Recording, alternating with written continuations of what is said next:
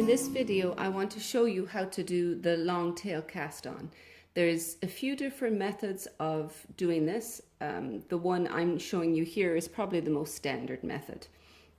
As the name would imply, you actually are going to want a fairly long tail for the cast on. Usually you need to measure out about 3 times as much yarn as you will need for your work. So if you've got 12 inches worth of work, then you probably need like about 3 foot of yarn.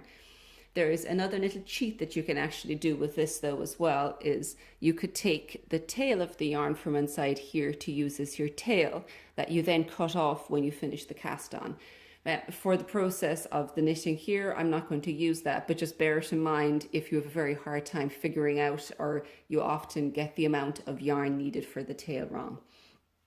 For this, you can either start with a slip stitch to start with, or using the method that I'm going to show you here.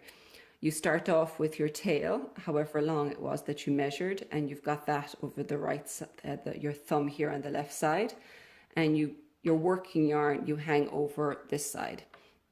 And all you're going to do then is just grip the two of them together in your hand.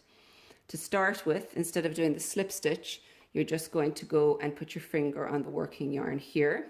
And then to work the actual cast on, you bring the needle underneath the yarn in your thumb and then up over the yarn behind like that. Pull it through, let go that loop with your thumb and tighten it up. You might need to re-grip at this stage to just retighten all of the yarn. And that is the first stitch cast on, and the first one is just the loop that you put on at the beginning. So you go under the yarn on your thumb, over the yarn on your finger, let go of the thumb and use the thumb and the back to tighten that stitch up. And you can tighten that stitch up or as much or as little as you need. If you've got a cast on that needs to be a little looser, you might just be a little less aggressive when you're pulling the yarn like that. So I'll do this one more time.